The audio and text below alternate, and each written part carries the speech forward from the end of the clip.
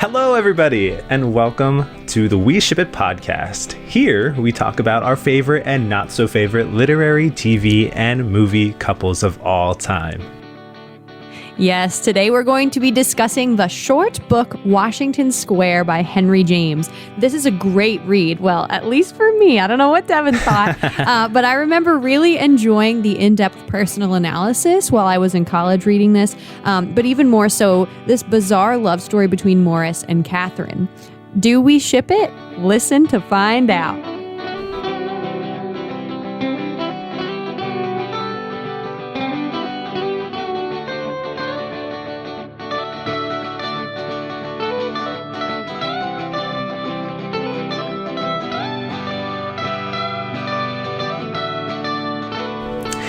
Hey, I'm Devin.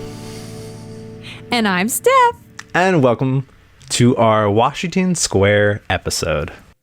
Yes, I'm excited to see what Devin thinks of this kind of short, kind of weird tale about Catherine and Morris, along with some other meddlesome characters like Lavinia, and Dr. Sloper. But it is short, but it's chock full of interesting commentary. It really is, though. I love the personal, it is shorter of a novel, even though it's still 30-something chapters or whatnot. But he is able to craft such intricate characters in such a short amount of time. So I think that's really cool. And as with every podcast, we want to give a brief spoiler alert. So if you haven't read Washington Square, we will be going into plot details. So there you go. And with that, here's our brief summary.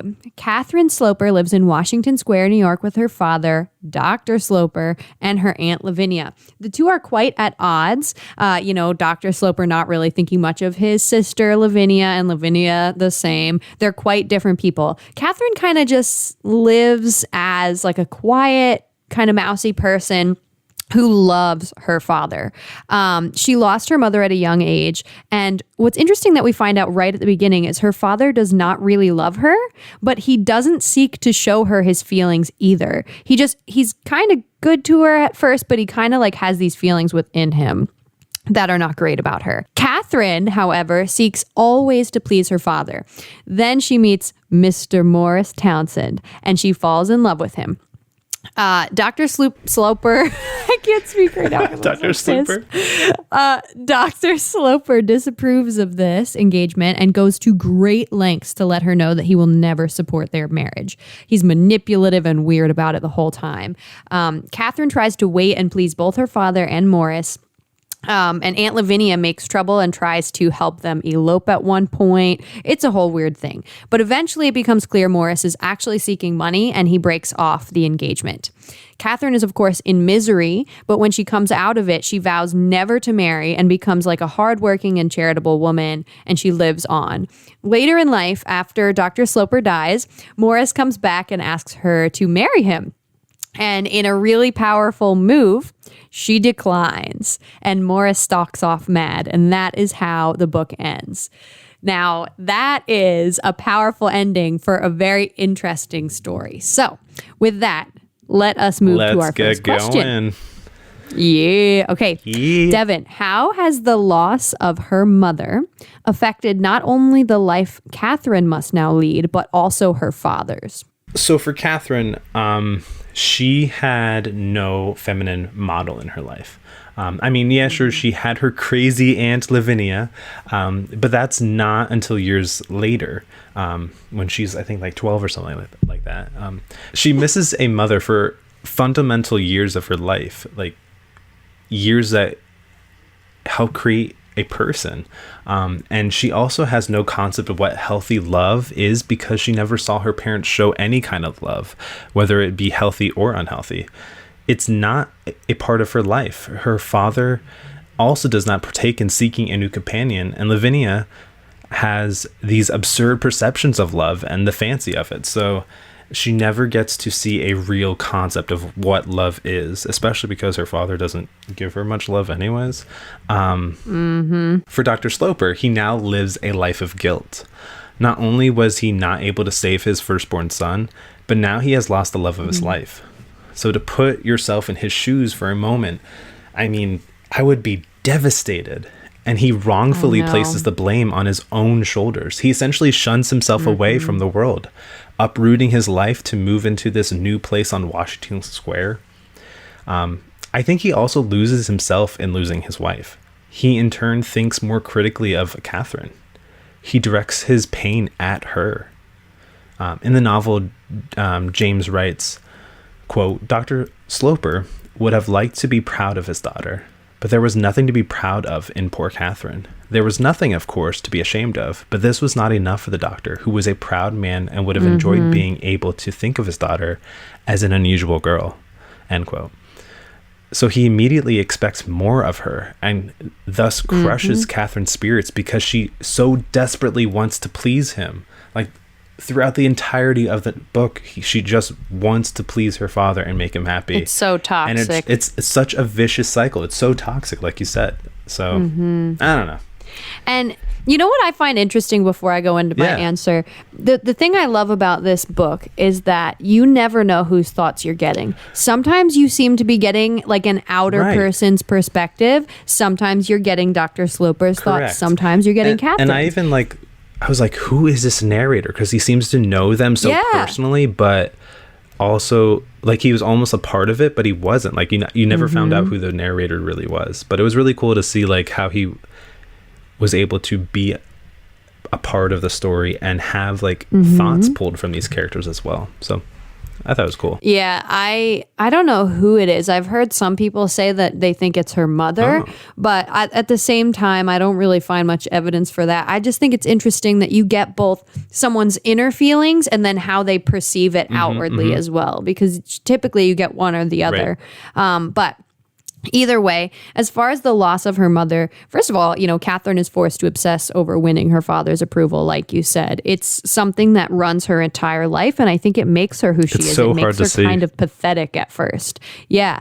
And then not only that, her father can never show her true compassion because she's overshadowed by his love of her mother, who's gone now. She constantly is being compared in his mind. You know, her mother was this perfect being, basically the only thing he claims that he could ever love. And the concept of her, at least. She's not like her. Yeah, and it's constantly brought up that like she's not like her mother. So there's a lot missing in this relationship, and I think it really sets her up for failure in her future relationships too. No, I agree. And with that, we're moving forward. So Dr. Sloper and Aunt Lavinia Penniman, is it Penniman? The worst characters ever. But yes, Penniman, I think. Are both widowers, but with different perceptions of love. So how can this be, and are either of them right? No, they both suck. They're two ends of the extremes, okay? I think Dr. Sloper is hardened to love. Lavinia is absolutely mad for a passionate, fake kind of love. So they're on two opposite spectrums. I think Dr. Sloper's wife was too amazing, and he believed he would never find another like her. And Lavinia was actually left with more wanting because her husband was a clergyman and he was not passionate. He was not a passionate lover to her. So she always embellishes in her mind what she thinks love is because she never had that. And on the other hand, Dr. Sloper never gave anyone else the real benefit of the doubt because he already had love and it's gone. Right. So that's something that I see in both of them, and neither of them are particularly forgiving people, and neither of them are particularly loving people in reality. So what do you think? No, but you're Devin? right. Like, they are on opposite sides of the spectrum. They're complete opposites. Lavinia is this romantic and sentimental, and she loves secrets and mysteries, and it's even like weird the relationship that she forms with Morris. Like, she's an imbecile. It's like Morris even hates like her. This love relationship, but then the narrator kind of describes it as like this mother to son, really. Like, it was just weird. Like, it was so It is weird. I wonder if there was an affair there. Oh my gosh. Anyways, whereas the doctor is anything but. While she was left a childless widow at 33, Lavinia didn't lose her frivolity and love for, well, love, of course. Albeit her view of love is quite out there. But it's inspiring to see her still believe in something even when she doesn't have it herself. Like, I think that is cool. Like, she's still in love. She still has this passion for love, and that it can be a part of someone's life even after going through some tragedy or something. Yeah. I think if she married a more exciting person, she'd have been less annoying. Probably. Honestly. But I think people can react differently to traumatic situations. Some close doors and become shelled in like the doctor, or embrace the pain and beauty of life. And I don't think there's a right answer here. Everyone has the right to cope with tragedy however they find it. Yet I will say, being an optimist myself, that not everything in life will go perfect. It won't. Yet it's how we persist after the bumps that make life more beautiful. So very true. I'm snapping for you, Devin. That was beautiful. But yeah, next question. Is Dr. Sloper's perception of his daughter, Catherine, too harsh, or is he being realistic? Oh, man. This dude does not have a filter. He doesn't. At least his mind doesn't. No. So, I mean, like, this is your only beloved daughter, and you are constantly putting her down. While she might not be the most dynamic or most attractive, you don't have to come right out and say it, man. Like, come on. I think he's a realistic thinker. I mean, he has to be for being a doctor for his profession. He's precise and he processes things on an analytical manner. But not your daughter. You're not supposed to criticize your daughter like that. I know. Like, listen to this. So, quote, Catherine is not unmarriageable, but she is absolutely unattractive. What? Isn't that horrible? From your own father? Like, what the frick? Oh my I'll God. continue. What other reason is there for Lavinia being so charmed with the idea that there is a lover in the house? And he goes on to say, they, young New York men, prefer pretty girls, lively girls, girls like your own. However, Catherine is neither pretty nor lively. Just like, you're talking, and I don't remember who he's talking to in this, whether it's Mrs. Almond or whoever, but like, you don't go around talking to people about your daughter like this. No, you don't. This dude is far too harsh. I mean, we can see throughout the entire story that people do in fact value Catherine. Mrs. Almond, for example, always reminds us that there are little things that he's too harsh about his daughter, his only daughter, about. But he is too blinded by his own dang biases to see Catherine for what she is. I think she is one of the most reserved, honest, and reflective individuals I've ever read as a character in a story. I think she's true to herself. She means everything she says, which makes her completely like she always thinks before she speaks, sort of thing. And she doesn't embellish things in a negative way. She's beautiful for who she is. And her dad is just, I want to punch that guy right in the face every time he thinks or says anything about that girl. What I think is so interesting is that, like, in a normal situation like this, I think it would be flipped. I feel like the father would have more appreciation for his daughter after going through the tragedy. Like, I feel like he would boost her up more and have her be like this big-headed little girl. But no, he like tears her down. I'm just like, oh man, that's so destructive. Right. But I said enough. We're gonna move on. Yes. Is Catherine just naive, or is she right to fall head over heels for Morris? I don't want to say that she's naive. I really don't. She clearly trusted him a little bit too much, but I think it's in her nature to trust, and it continues to be in her nature to trust. I think that she deserved so much better than Morris, that's clear. But I also think at her age, he gave her a lot of reasons for her to trust her. Maybe there were warning signs. Definitely there were warning signs. But I feel like she's not a naive person. Like, I have so much respect for her. I don't want to call her naive. Maybe she's just oblivious, which I guess could just be construed as naive. I don't know. It just makes me really sad because overall, I do think there was something there. I mean, he spouts off and tells people that she was the great love of his life in the end and all of these things. But he was clearly like just going for her money. I don't know. I'm not sure how I feel about this. She obviously wasn't right to fall head over heels for him, but I don't think she was stupid either. What do you think, Devin? So I have mixed feelings, but I disagree with you in the sense that I think that she is definitely naive. She doesn't have experience. Like, she doesn't have experience with love or even talking to people about love. She's never felt it before. So she's brand new to all of this. And she is hopelessly in love with this dude, and she can't see through his charm. I mean, think about it. You're older in age than most young women, and an attractive guy comes up to you and starts flirting. Of course you're going to feel loved and special and yada, yada, yada. You're going to get swept up in it all. I mean, the text even reads, and this is a quote, "There was a smile of respectful devotion in his handsome eyes, which seemed to Catherine almost solemnly beautiful. It made her think of a young knight in a poem," end quote. Like, she got hit so hard. She's utterly stunned by this dude. So I think she was naive in the sense that it's a new battlefield for her. She's never experienced this kind of stuff before. So I think I do. Although, like, I know your opinion and that kind of thing. Like, I appreciate that.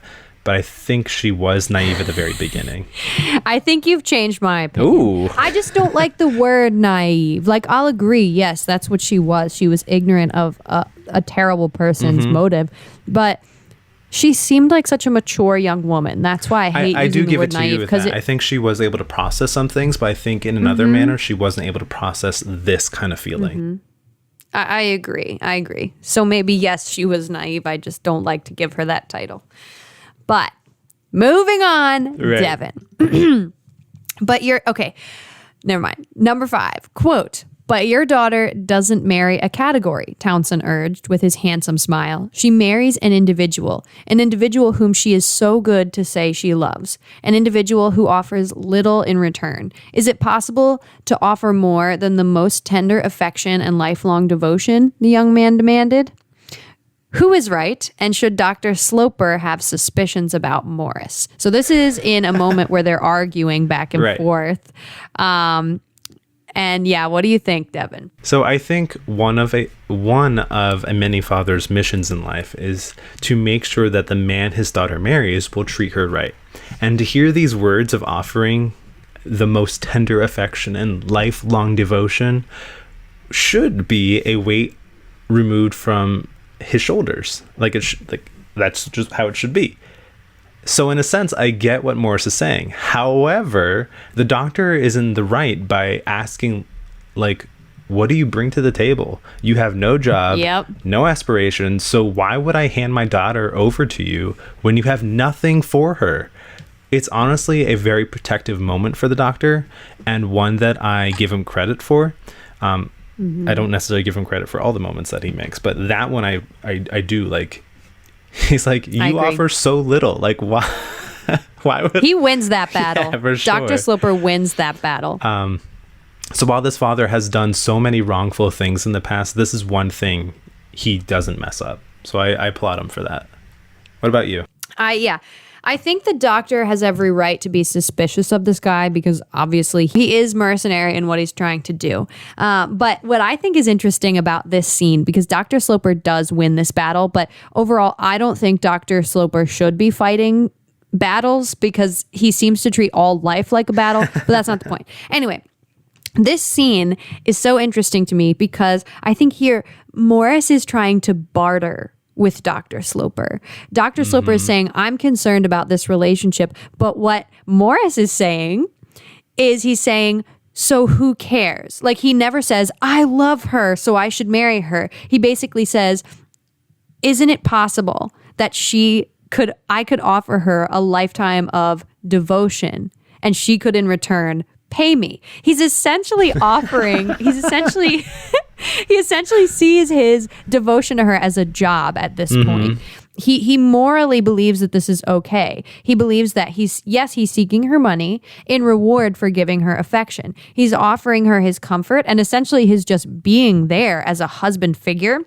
as reason enough to marry her and get paid to do so. Yep. However, Dr. Sloper, even though he's terrible and not in it for the right reasons, is rightly against him in this moment. And I do enjoy their little banter and how Dr. Sloper is just sort of like smiling at him the whole time and being genteel. I'm like, yes, Dr. Sloper. But then like the next scene, I hate him again. So, but that's just my thoughts about it. I think it's funny because I think Morris recognizes that Dr. Sloper knows that he is just in it for the money. And he's like, so what's the big deal in this moment?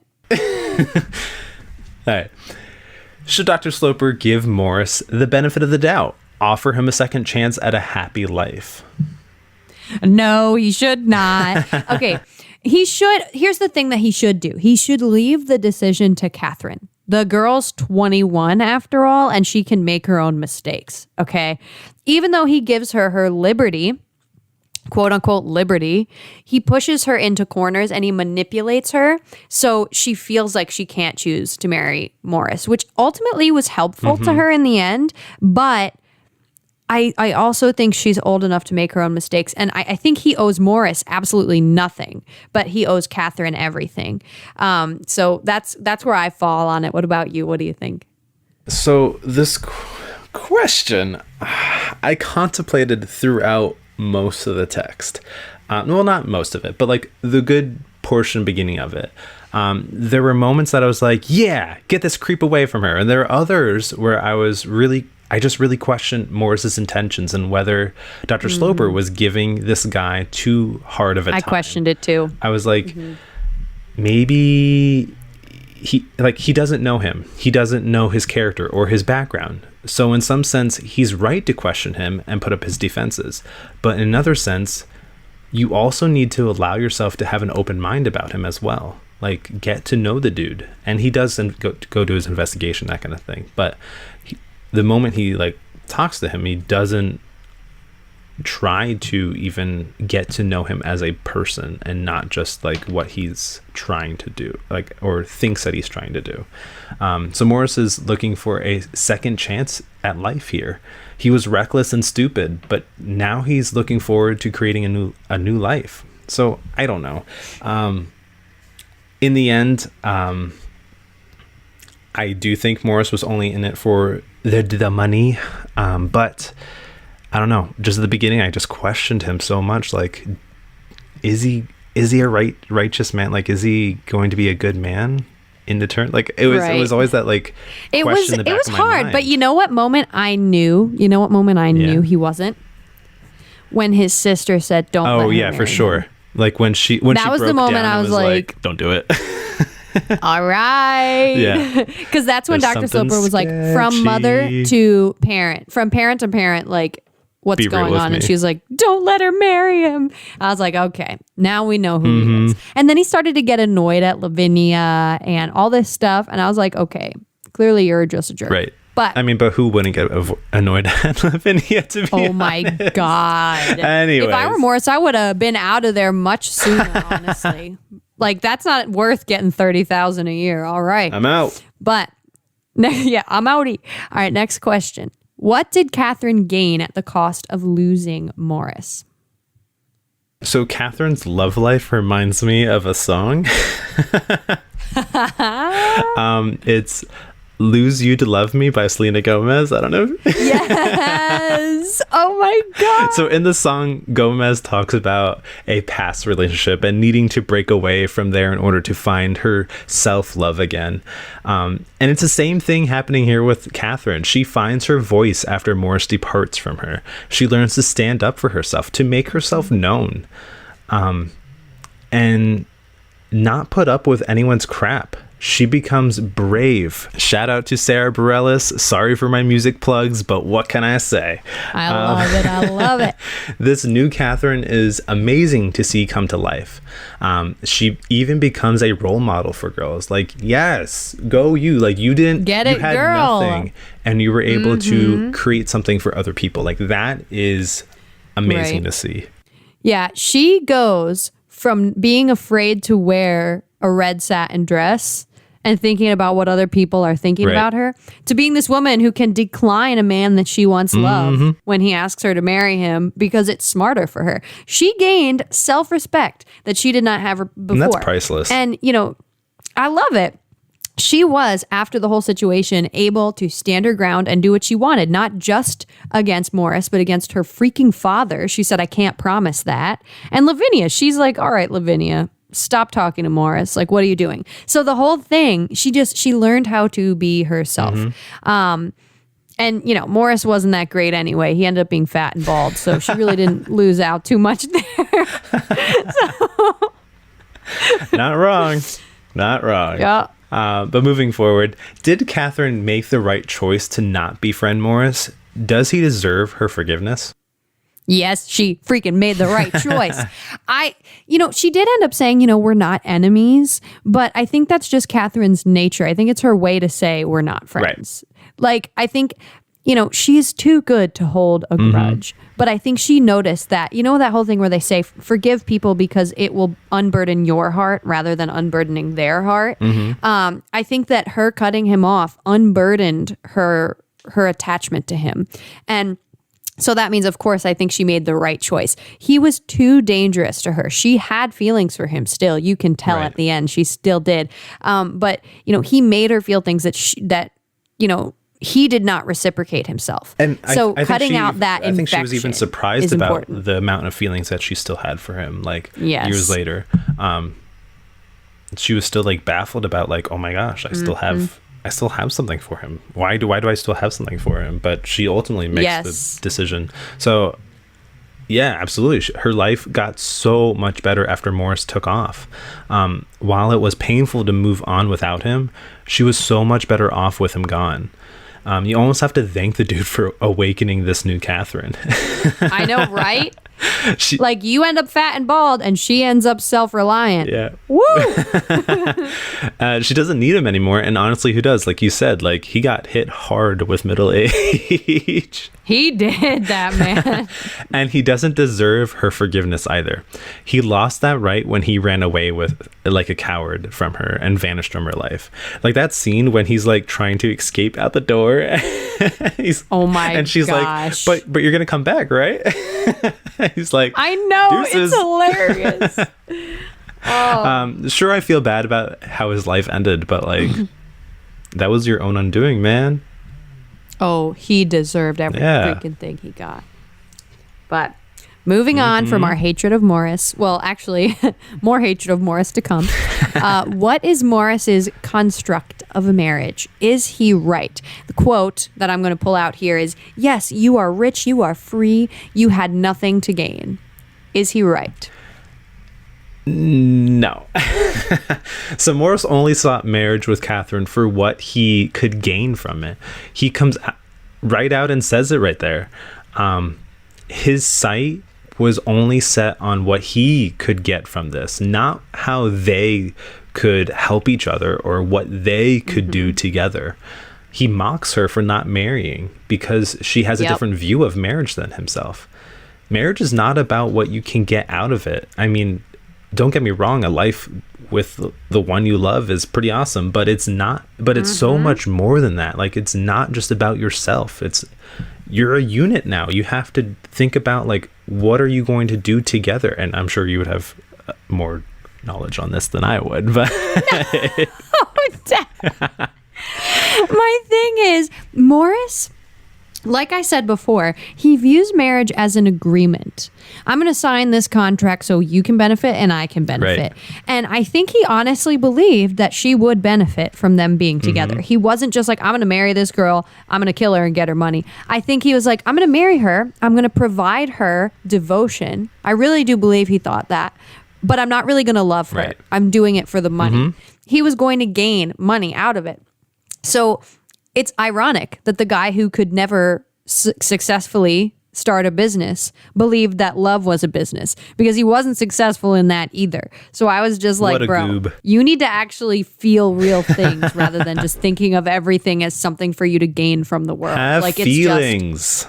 Yes, have freaking feelings. That's what I was saying the whole time. So next question. What does Catherine's final decision and her ability to hold strong to it and live as a charitable woman say about her? Did she love Morris? You know, I think she did love Morris. I think it's inevitable to you can't escape saying that she had feelings for him because it pained her to hear about him later in life.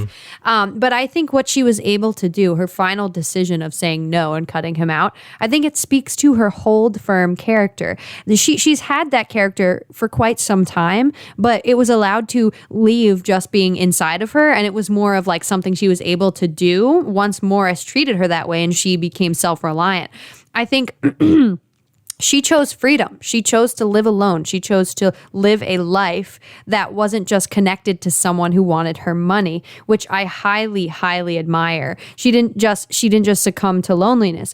After a situation like that, I wouldn't want to marry either. Right. But she made it more. It wasn't like a grudge. It was more of a life mission than a grudge.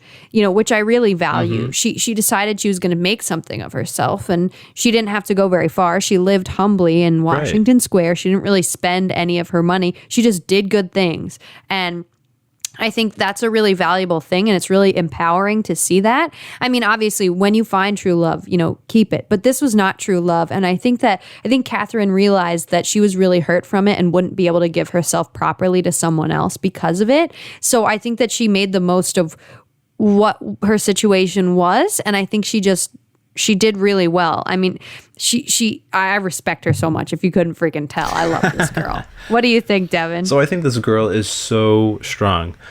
She faces so much oppression in her life from her father and from Morris that you hate to see her go through it all. You have to applaud her in the end when she makes that final decision to reject Morris once and for all. She makes something of her life despite all of the doubt from her father. Her life has meaning when no one else saw anything worth seeing. I absolutely think that there was a time that she loved Morris. And I think it came in flux. Like, I think that she had moments of love and then she would come in and out of it. Because I also think that she grew more in love with the idea of being in love and feeling loved than actually loving Morris himself. Because like I said, this was a new feeling for her. She's never felt loved before by anyone. So Morris is the first person to appreciate her, quote unquote, appreciate her for who she is. So she gets that feeling. She's bubbly and she's excited. So I think she loved Morris, yes, but I think she was more in love with the idea of being in love and feeling love. I agree. If that makes sense at all for those listening. I think it does. I think it really does. But next question. Would Catherine have been held back by Morris? And I have some real thoughts on this. I'm ready for it. But first, I definitely think so. I think they would have lived a happy life. Sure. Lived a life of pleasure and fun. Yeah, absolutely. But she wouldn't have been truly happy with the choice she made. Catherine was much freer and living a more fuller life years after Morris's departure. He cracked her shell, or cocoon, if you will, and unleashed the butterfly within. Morris was nothing more than a lying scumbag, and I hated doubting my dislike for him at the very beginning when I thought he was more sincere. More not thinking about it more, I'm just like, why did I even think that he was a nice person in the first place? Anyways, but I'm eagerly awaiting to hear your response to this question, so please.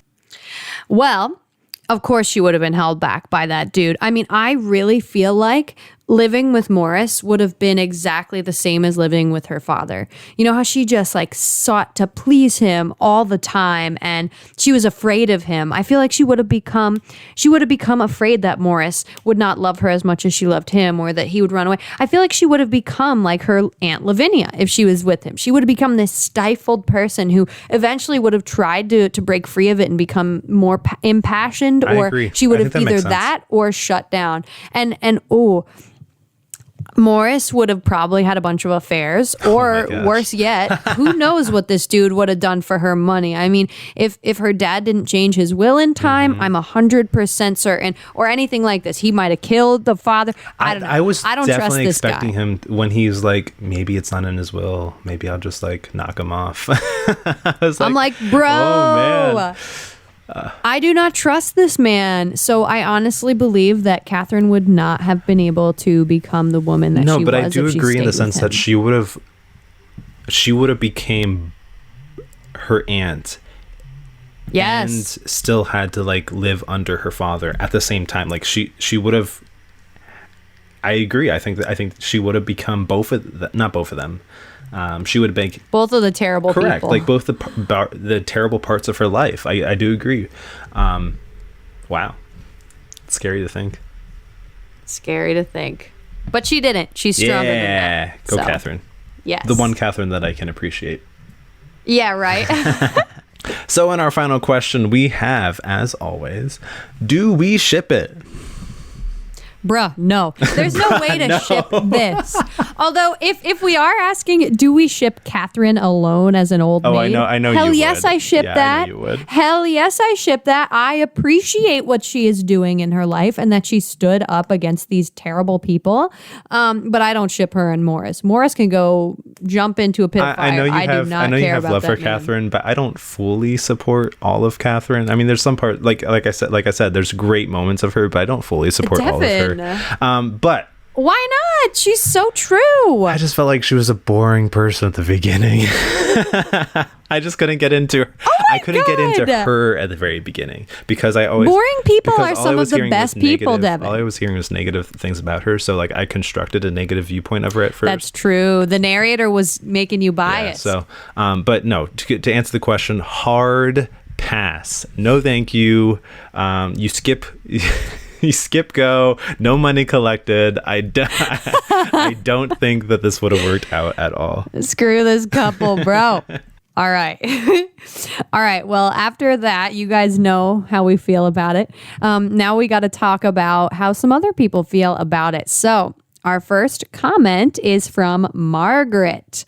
Margaret writes, Washington Square really annoyed me, but I also really appreciated the ending when I read it in college. For one thing, Dr. Sloper is the worst and never has faith in Catherine. And Lavinia is crazy too. I wonder if Catherine would have done better living with her other aunt, or if she lived with someone who wasn't overdramatic or always mischaracterizing her. Either way, I think it's clear Morris was a gold digger, and I'm very glad Catherine made the choice she did. Morris would not have been good for her. She ends up living life to its fullest, and so I can officially say that I support her decision and do not ship these two. Wonderful. Yeah, thank you, Margaret. I think we're going to get a resounding agreement from most of our commenters, but that was very interesting. I think maybe if Catherine did go to live with Aunt Almond, or whatever the hell her name was, Mrs. Almond, she might have been better off. That woman at least appreciated her. No, I agree. And our second comment comes from Chris. So Chris writes, my main thing here is that Catherine was never respected by anyone. I can't even really get into whether or not I ship her and Morris because I think this is more a story about Catherine's growth into a strong person in her own mind. She finally rejects her weird father and aunt, calls them out, and then says no to the guy she is super fond of. That takes guts. And guts are something Catherine really didn't have in the beginning of the story. So I really don't think this is a love story, so much as it is a coming of age novel, or like some kind of story about personal development. Loads of respect for Catherine. Love that. Yes, can't agree more, man. I know Stephanie is really excited about that comment. Yes. And now, as you've all been waiting for, the announcement of our next episode. Yeah. So sorry to say, but we went a bit out of order with our recording. Sorry about that, guys. And so for real this time, our next episode will be The Crucible, like it was supposed to be this week. Haha, don't judge us. We're just here having fun. But John Proctor and all the ladies that dote on him, Abby mainly, that is our next discussion, and I can't wait. Dun. So I'm excited for that. We hope you tune in. Thank you all so much for giving us a listen. If you're enjoying the podcast, please follow us on social media or leave a review. We would love to see how you all like it so far. Yes, and don't forget, if you'd ever like to join as a guest reader or send in comments, do it. We always love to hear what everyone has to say. Absolutely. So email us at weshipitpodcast@gmail.com or find our forum on our website at www.weshipitpodcast.wixsite.com/weshipit. We love you guys. Thank you guys so much for joining us. Yes, we'll see you again next week. Enjoy your week for life, as it were.